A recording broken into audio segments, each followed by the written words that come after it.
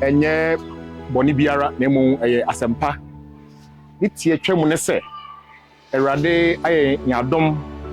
odomfu bi adom yen abe ye a total renovation of the maternity ward ewo Abiriw ayaresabea na owie na wo se ode be hye impanyinsa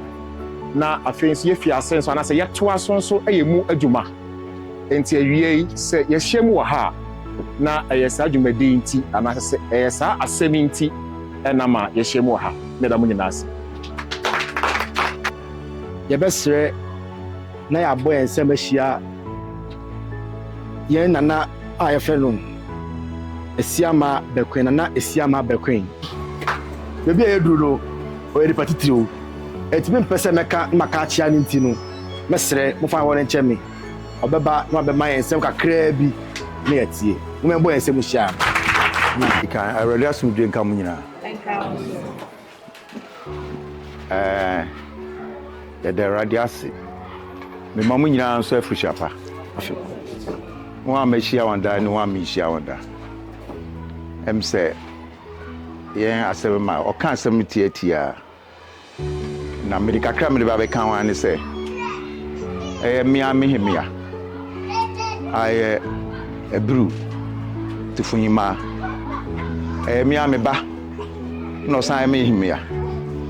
nti o san ye ekwapum ni fa nyina so Tufuhemea na sese so masan ye ekwapum hin pampum hini na je so san ye ekwapum hini pampum hima nti mijina mikra 3 titles adom and I'm so made my praise before Akunga. Nti from Mujan Muma na any say me him no. Or to say me can be a dream. Kurono say you be saying ni bikakra be here na pese de ye de adoeboa kurona na mine. Jokwa bruchi no. Oha na bibi wa ha me ka kire na otumi abeboa eyipo de man kan kire me wo ha na emse abododom be ka kire mi se why mi anu ye adwuma bi wo maternity ward wo na me se we don kan kire mi no odi am surprise di o kan sa na me se me ba behwe ampa me ba na wa pa dan so wor ye renovation e se wor boss na ni ametin se wo sina dan erimi I just say you're fine crap. I'm say then I make me an tea. I may wukuru I mean tea. Sana nature say not down for be. I also only no one bridge or buy no be no or coca change. Me buy brew clinic and community you know. I dear being who into yam bomodina young Ghana's name yambe nampa or modin on Bayer one painty dining in our boss you no painting. To be frank, why you cry make us say me higher. Because I mean say man why because I want to dom many the sound to account. Na make us a nitty and say oh yeah ma nyame. Senya ye adwede we are and now we can already see nipa ye wonema abi senbia Nyankopon boy adoy no different ones we adoy na adoy no so wa we adoy nyina wo hu adoy no afi asore damu imfi abontin obi obakache wo se adoy onam abontin anu hu se me adoy oboa wo asore damu osofo be preach no hu se wo ye adoy sacrifice be this na ha it say e kan kuma no bi kan say brew na se be wan fan ko ne na fi chrome we kropon no de ba na jefi ni chrome I say oye brew ni ti ano di hini we brew ti me de radia say obedi himi a me de ne ye himi enso almost 30 years onye de bi ngu manu asida da bia oye bibi mo tumanim ebi wo ya atenya mekan ya oye kura wanka nche oye wi ansa na meti ana o start ya ansa na meti be de radiase mo nso a mo kan ho a mo yɛ adwuma ho nyinaa adwuma na wayɛ mam sisia me ba sisia me fra madam midwife ho bibisa asɛm mbisa me bɛsɛ meka sana watoto bibia sese adosia kɛse na ɔde ama mehimia no ɛne mankasa because sese osi what the blocks maternity block no beton na obi to wabedin pe na je say oyare o owu ese wo na wo ye den unyane no na eye ono no ntina che me a because afi Sarpomaah no eye me menena meja bekun ne maame din na me de ton nti sa din me nwuru ho nti eye bibia ye nyina ono ene ne nkrofo abusua wa buchiri na ne adofo no no e behwe se sa maternity block o mu se nya ne sisi ho but sisi no maintenance no me na o se usi dan sin de nya din o na mo maintenance no e ho oka se krasi dan na usi ti mi gina me himana nim anam sa din amuso mo de tunne a papa sofo beboa na ayi bibia Abiriw hini ni ha so abontodom gwantua wa ha bibia am say Abiriw hini obeye aware nti ye be make sure say acha 2 years be so open tifio acha 2 years bia say maternity ward little maintenance be ma ho I need se mo problem bia me di mo krom ha moka che me babo ntudoma wo wa ka che okwan be fa so a e betimi asolve problem no wa ha na ono so a contractor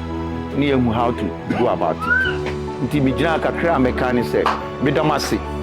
say wo decide na to me hima na wo de ato no na je say me an wo de ato nti ye nyina e bum ni ahwe na maternity ward no aye fine na me kam ho na bibia nkoso na maternity ward na ebesin nifa hospital den okre bidamasi bi na mishra nana hima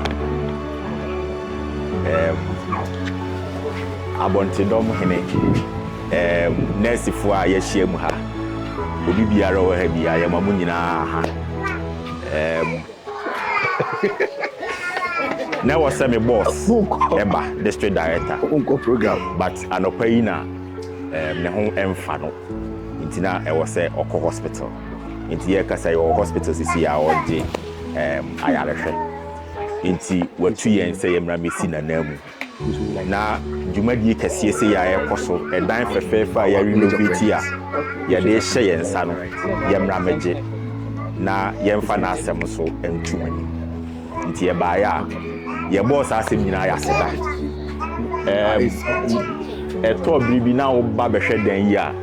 na nya nika na yirim se dan yinyu even apemfo yi bakra ba bi on betena so na ye problem enye dan yi ni o ma bibiri wa ha na nkoyie enti ya assemblyman o mani na yi nti ya wa ha pa oba obehu ni ekoso nyina nti yani ni su di nkomo eno ye se on tenase one empanifo ana se titire wo krom ha ebidi hu nkobo na wa hwe so obinya obi a obitimi aboa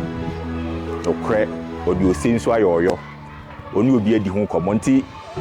to mi bi ba ya tudan so aboso kama na msi se enya no nko afi na painting koso ni o me koso ye hwe ni o me esisi ha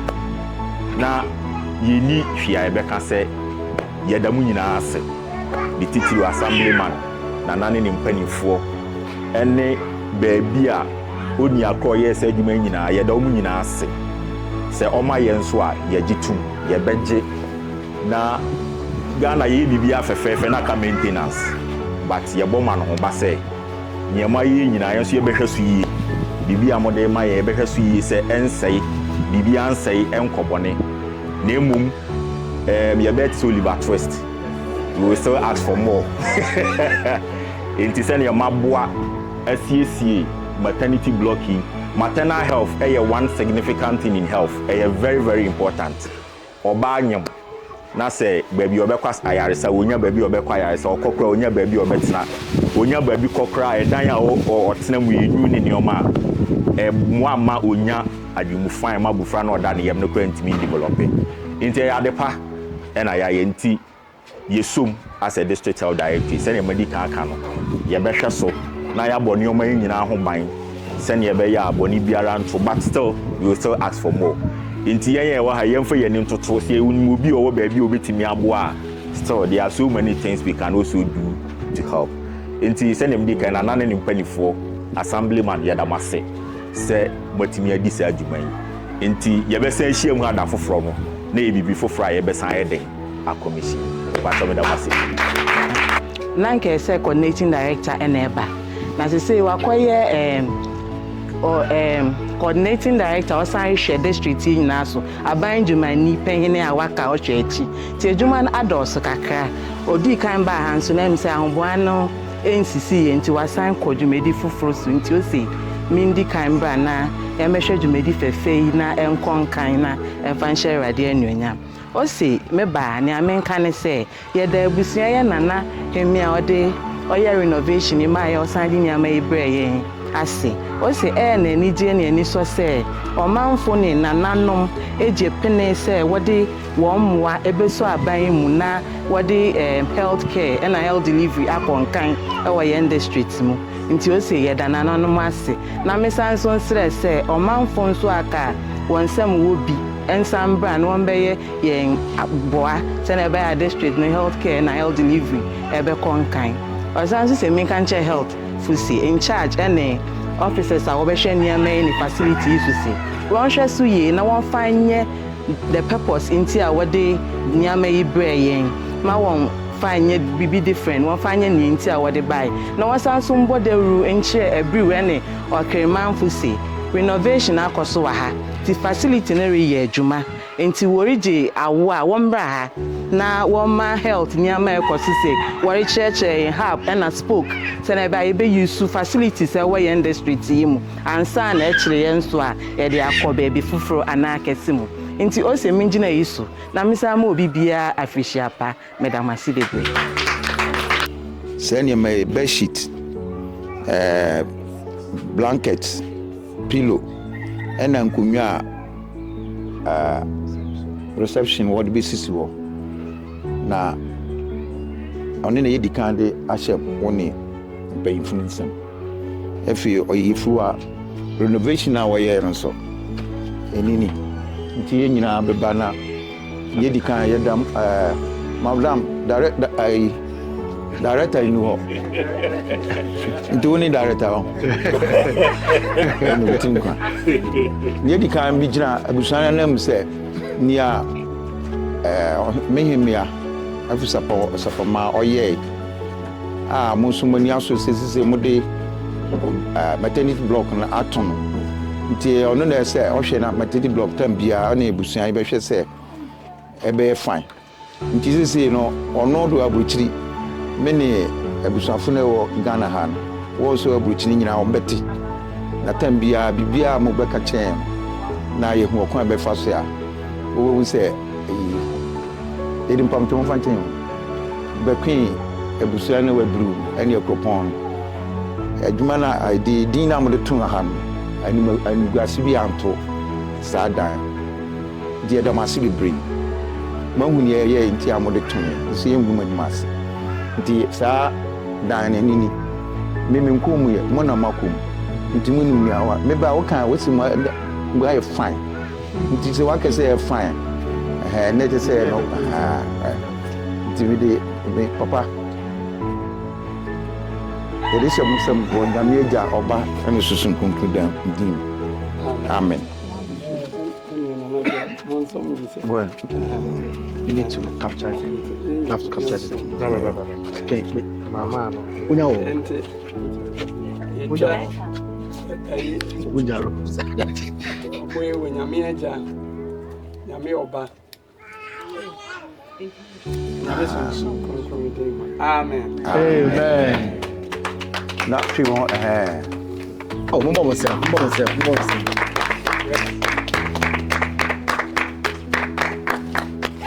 I Patrono, or maternity ward.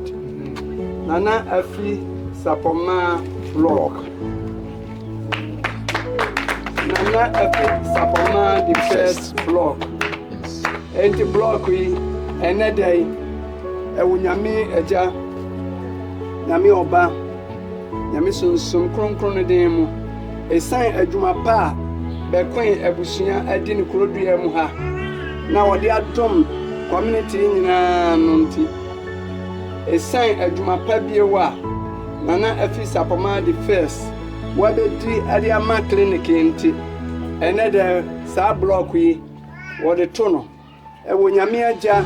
Nyame Oba, Nyame Sunsum Kronkron Demu. Amen. Amen. Papa that's me.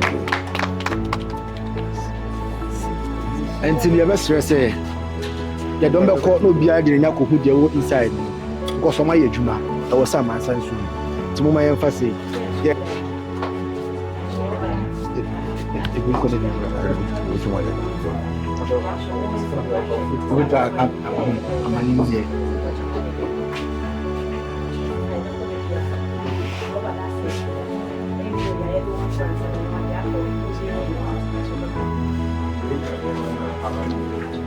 Align to Abiriw.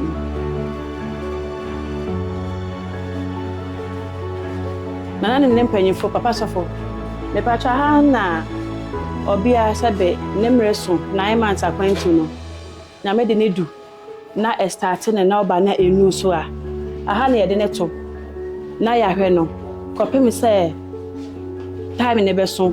Na time ne so a ye de na ko engine room ho. Eho na we labor ward no. Na yakwa koje na wo. So what banso na say ebia opemfo no yare a wo wan e de 120 haya na yesan hwe wo na ne ho ato no ye fa won oka OPD fo ne ho ye hwe wo haya ma wo hoto wansa na wo akofie ti pacho djuma ye de wa ha ne pacho mestre na mimi so nte ha na je say adwuma ai Afi Sarpomaah ba ye ne renovation here painting them near the and net. Maybe you patrol or 2 diners no yen for from. In sooner, essay and on tsunama electrical faults. Aha, into no obey nina, ye wiring nina, and the painting sun net. I did be a say what have biara or 2 we're still nina no yen for from. On I perceive. But you why are they? Why are they?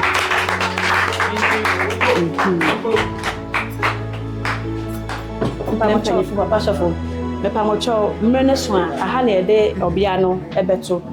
ye ni abefo mpa ne bi ntino we ni bi ka abefo mpa ne de electric ntina ha obetimi adjust ne to any height a ope ba we ni ewo ntimi so ye boye ho de ye ja wo ne pepepe ewo so meni be kasa ni ahwe mpacho mate ya abefo mpa no ana monitor ebi abofra no ontime home waba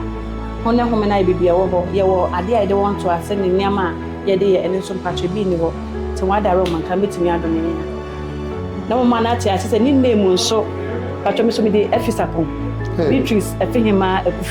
Afi Sarpomaah pacho you enti be hwe shama ne bebe woni ne kasa wo pacho de bi ne kasa pacho you enti pacho na na ebe ye ma ye pacho ni ni damas aha ye storeroom yem ru ne yem pan nyina aha ne ewo nti so bi ba ne ebe ne ho adwuma na chese ya akọ me pacho you for maternity pe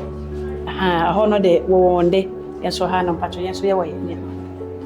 yen ru ayi su wa ha no e different from one him oh my and that fem sir ebi anyama ko du sese o man mu no hwese no wa bọ ho modi aya dia man no ye ni aso papa because me should be a practitioner me should look at health fraternity no eti no me jai vote of thanks na mama mi aba a friend no Agata no abedom asem pa mo bo mo se mi Agata mama yo mi dina ha na me dadwumadi na se ye di kan de na se be manyame se wadoma hwe nso na adwumadi eti se yaba so eto de bi adwumadi bi se esi a eya na basabasa ye esi nanso nyame ahwe ne sa mama bibia kwasombe so ye de nyame ase ye di ho ema nana Tufuhemea ene ne hema ene ahemfo se mubehu anamotiye na manna so na mo mutu so anamo na nne a ɛyɛ dwumadi a yɛbi ano nso masan sɛ mɔbrɛ ɛne madagyeɛ aba bɛtenam yɛda m ase na yɛtɔ so biom ɛkɔma papa sɔfo ɛne asɔre mma ɛwɔ ha yɛda m ase papa yɛnim sɛ onyuma dɔɔso nanso bere biara yɛto nsa frɛ obiara no wonya yɛ agyegye mu wodi yɛ akyi nyame nhyira wo bebree yɛkɔ so ɛma health directorate mpanyin ɛbaayɛ ɛna assembly ɛyɛ district assembly mpanifo ɛbaayɛ antikɔni yɛda wase ɛma director sɛ wantumi ama nanso ɔpɛ dwumadie nkɔsoɔ watu sɛ bɛsi n'anan mu yɛsan dadɔfoɔ ne kromafoɔ nyinaa nso ase anɛɛsefoɔ ne mpanifo ɛhwɛ apɔmuden ahoɔden nyinaa yɛda mo nyinaa ase honorable member honorable miami colleague honorable member baako pɛ honorable bongo yɛda wase bebree sɛ dwumadie bɛtɔ wo nan so wo so wanka sɛ mfa me ho a woyɛ ɔmo nyɛ o nanso wotutu so anamɔ ne bere biara no wo ne yɛn edi so nsawosoɔ nyame nhyira obi biara adagye a yɛasɛe mmerɛ a yɛasɛe sika ne biribiara mpaebɔ yɛkɔ so aka sɛ monkɔ so amɔ mpaeɛ ma yɛn biom ɛsiane sɛ adwuma no aba yi ne yɛde bɛyɛ adwuma kɛse a yɛbɛkyɛn kɛseɛ sei yɛda mo nyinaa ase nyame nhyira mo nyinaa amen.